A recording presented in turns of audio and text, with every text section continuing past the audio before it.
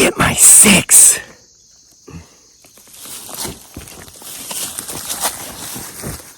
What's up, everybody? Welcome back to the most awesomest homesteading channel on the planet. It typically has nothing whatsoever to do with homesteading off the grid.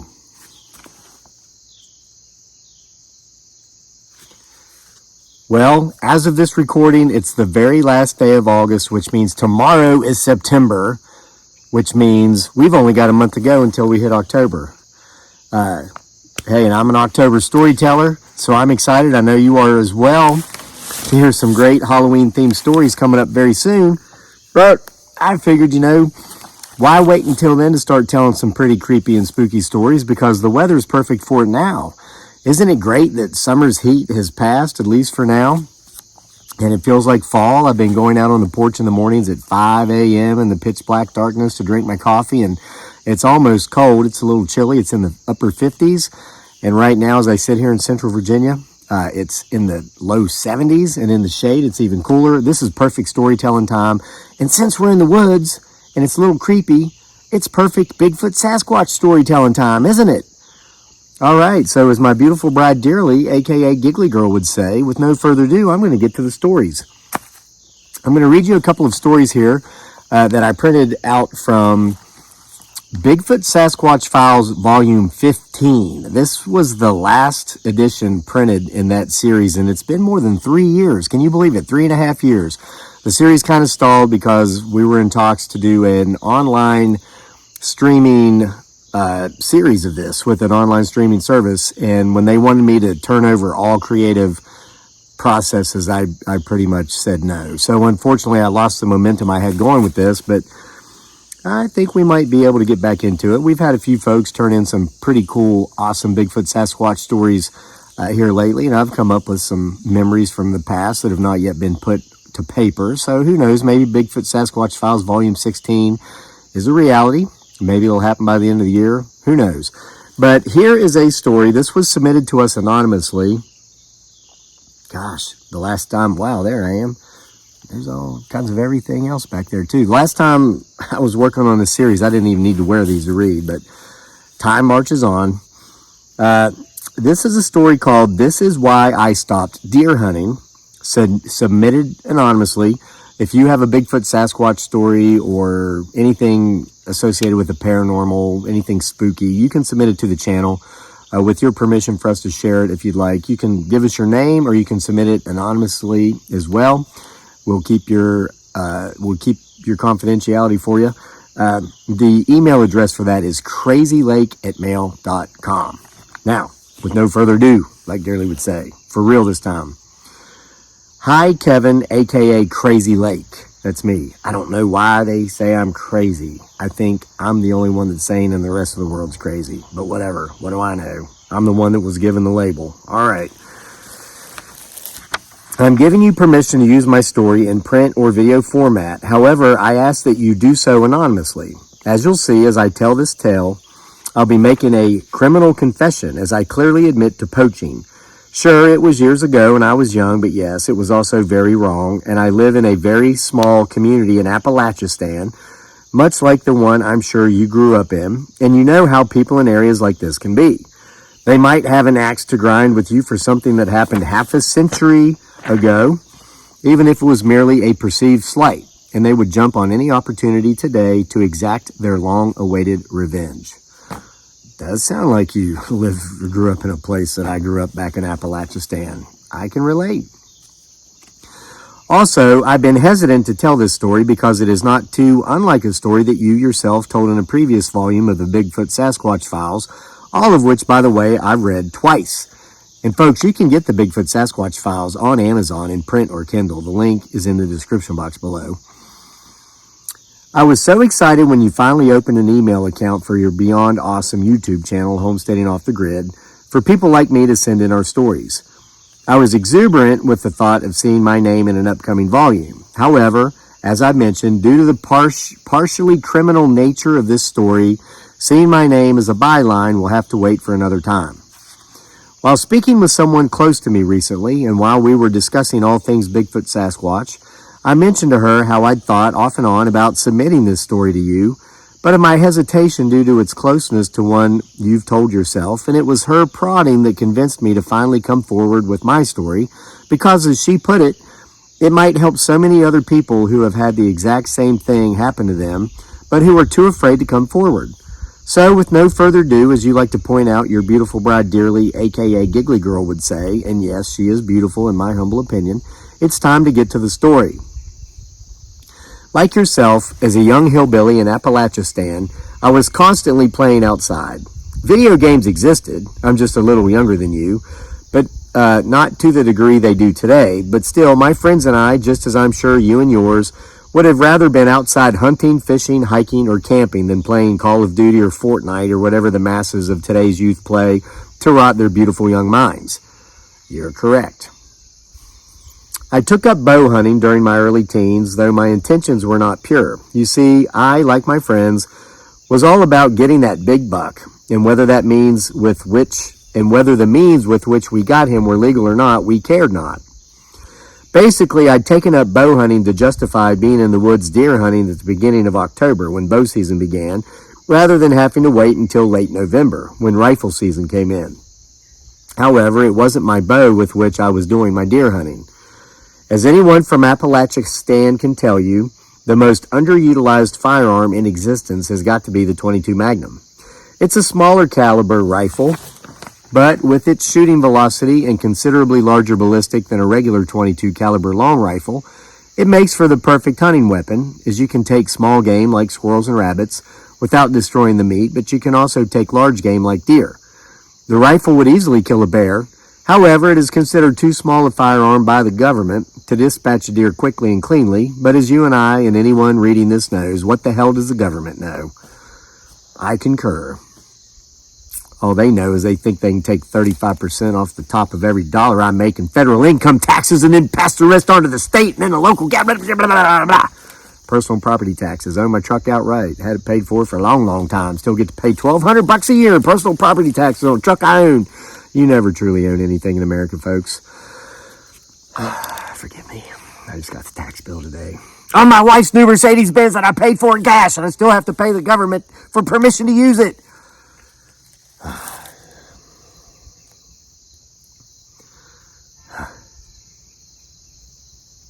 Interestingly, I just heard what sounded like a car horn. It's as if my wife's Benz is down there saying, I know, right?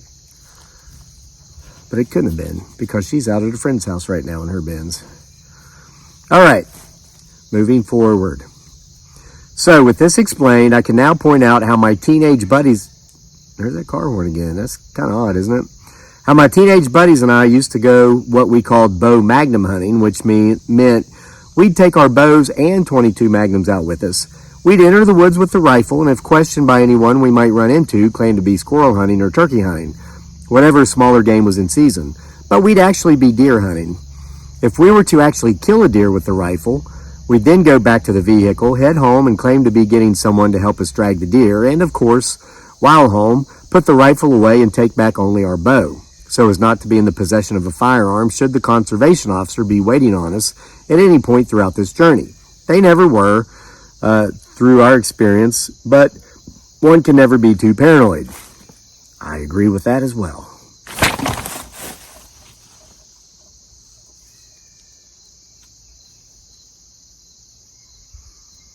There's some weird noises coming from the woods tonight. Him, her, it, or they must really be enjoying the story so far. Once, I killed a huge 8-point buck while out bow magnum hunting. I'd come home, gotten a neighbor who also happened to be a distant relative. Remember, I live in Appalachian, and we returned to drag the deer out of the woods. However, when we got there, the deer was gone. Night had fallen by the time I'd returned to the woods with my neighbor/distant relative, so we were looking around for the deer in the dark with powerful flashlights, and we spotted a huge set of glowing eyes. I will admit, I felt an adrenaline rush, not due to excitement, but due to fear. You see, I have always believed in Bigfoot Sasquatch. As a hillbilly from East Tennessee, I have spent too much time in the woods to know that there just has to be things out there that we are not aware of. Anyway, though the thought of a Bigfoot Sasquatch did register in my mind upon seeing those glowing eyes, My fears were soon alleviated as the thing with the glowing eyes took a couple of steps toward us, sniffing the air as it did, and entered the field of beam of our lights enough to allow us to see that it was a black bear. It had found my deer while I had been off seeking someone to help me drag it, and it had begun dragging it off and eating it while it did itself. The bear finally got a good whiff of us, and it took off tearing through the woods as if its life depended on it. It had eaten most of the rib cage out of the deer, but there was still plenty of meat left. Anyway, this is all backstory, but it needed to be told in order for you to understand the full weight of a similar situation which would happen only a couple of years later. Same thing. I killed a deer with a .22 Magnum, went back and hid the gun, grabbed a buddy to help me drag the deer, and then went back to the woods with only my bow in the vehicle. My buddy and I hiked up the hill to where I'd killed the deer. It was already dark, so we had flashlights, and when we reached the spot where I'd killed the deer was gone. We shined the lights in all directions, and we finally saw glowing eyes. "Come on," I said to my buddy, beginning to walk in the direction of the glowing eyes. "It's just a bear. This happened a couple of years ago." "I don't know," my buddy said. "Do you smell that?" I gave the air a whiff, as if I were a wild animal myself, and I smelled that of which he'd spoken. To this day, I have a hard time describing the smell.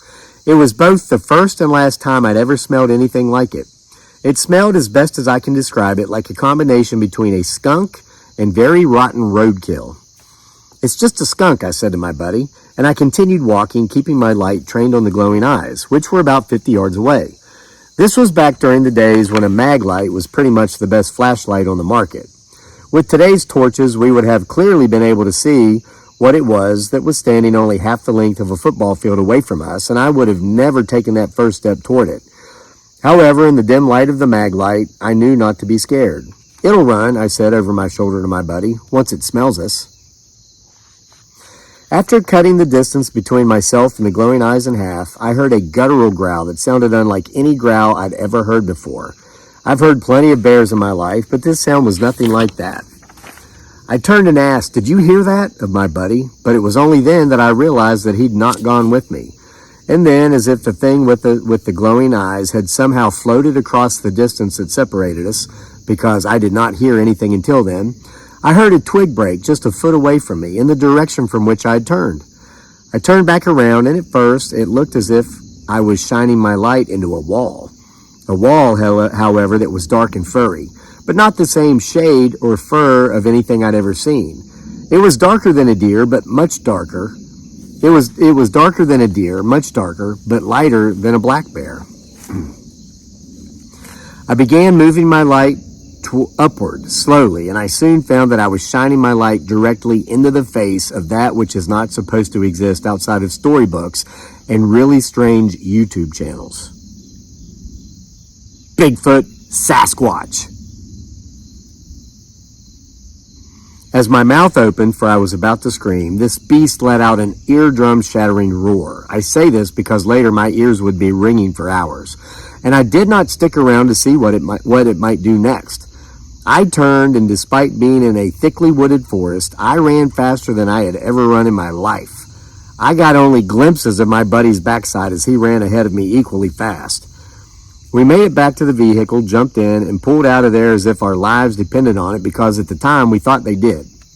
We never went back for the deer. We never went back to look for the creature which I'd seen, not even during the day. For many years, I didn't even enter the woods. My parents thought I was suffering from depression or that I was on drugs when the following hunting season came around and I didn't go hunting. I told them I'd simply outgrown it, but they weren't buying it. Again, this was Appalachian, where hunting is a way of life that you do not outgrow.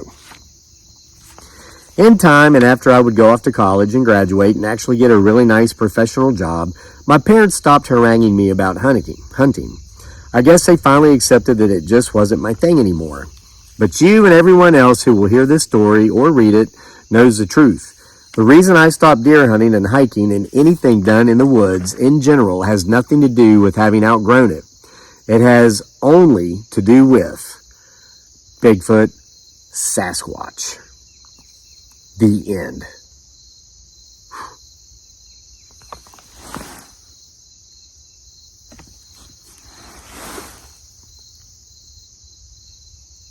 That's a pretty creepy story. It's got me getting my 6. All right, you want one more? Why not? I printed it off. This also comes from Bigfoot Sasquatch Files, volume 15. Again, available on Amazon in print and Kindle. The link is in the description box below. This one is called I Know I Saw a Bigfoot Sasquatch.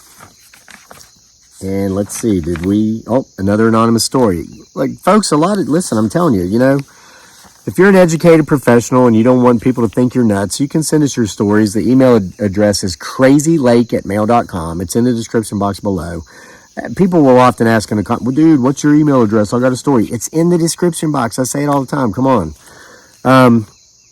But this one was submitted anonymously. You can give us your name if you don't care. I know a lot of older folks or folks like me who work in a new economy and don't have to punch a time clock, and it doesn't matter what people think of us.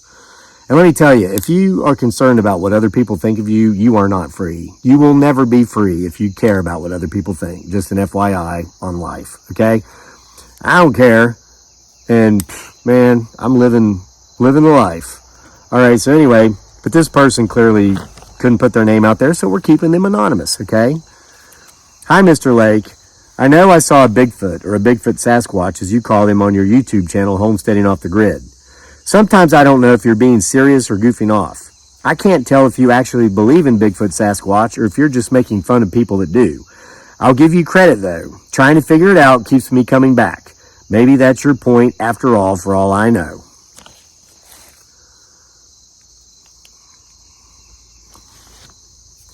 But what I do know is that when I was 11 years old, I saw a Bigfoot. I was riding in the back seat of our car. My dad and his brother were in the front seat. We were driving down a 2-lane back road. This was off of I-95 between Tacoma and Seattle, Washington.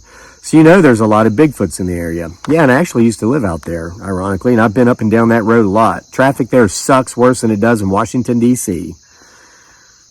I was just glaring out the side window watching the trees pass by when all of a sudden I saw this huge thing walking just outside the tree line. I say thing because this was no human being. I saw it just back behind one of those road signs that detonates a turn ahead, and I know those signs are about 7 feet high. This thing was about 2 feet taller than that. I told my dad I just saw a Bigfoot and to turn around. He and my uncle just started laughing. I screamed, "Daddy, I'm not joking. I freaking saw one." I looked back as I was saying this, and I saw it again. It, turned and began heading straight out into the woods. I looked back up into the front seat, and my uncle had turned around to look at me, and my dad was looking at me through the rearview mirror. They both had serious looks on their faces because they realized, I guess by my reaction, that I wasn't kidding around. They knew that I at least thought I saw a Bigfoot. My dad pulled off of the road at the next wide spot and turned around and went back. He told me to tell him where to stop. I told him to stop when we got to the turns ahead of the sign I'd seen.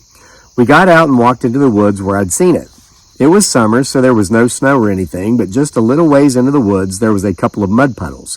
It had rained that morning, like it does every damn morning in that part of the world. Yeah, it's one of the reasons I chose to come back to Virginia after I got home from Iraq and spent 6 more months at Fort Lewis there in Tacoma. Couldn't stand the rain and all the patchouli oil. And we would see in one of the puddles that was murky as if someone or something had just walked through it and muddied the water. "Something has just been through here," my uncle said, pointing at the murky mud puddle. "Are you sure it was walking upright?" my dad said. "Yes," I said, "and it wasn't a person. It was taller than that road sign." Just as I finished speaking, we heard some sort of premortal scream come from within the forest, probably from about 100 yards away. My dad, my uncle, and I ran back to the car as fast as we could and jumped in and locked the doors. We sat there for a good 10 minutes watching out the windows, waiting to see if it would come back, but it never did. Even though my dad and my uncle didn't see what I saw, they believed that I saw a Bigfoot. Even now my dad will ask, "Are you sure it was a Bigfoot?" To which I always answer yes, and without hesitation, ever, and this happened more than 20 years ago. I hope you like my story. It's true, and you have my permission to share it. Just keep my name out of it. I'm an educated professional, and I can't afford to be considered cuckoo for Cocoa Puffs. Anonymous. Well, Anonymous, thank you for your story. And again, these stories were submitted several years ago. They are included in the anthology of short stories. That is Bigfoot Sasquatch Files, Volume 15. There's Volumes 1 through 15 available on Amazon, print and Kindle, links in the description box. If you've got a Bigfoot Sasquatch story or anything pertaining to the paranormal, creepy, supernatural, Halloween's coming up. Send us your stories. Give us your permission to share them. And if you don't want people to know who you are, we can keep you anonymous. Just let us know in your email. The email address is crazylake@mail.com. And with all that said,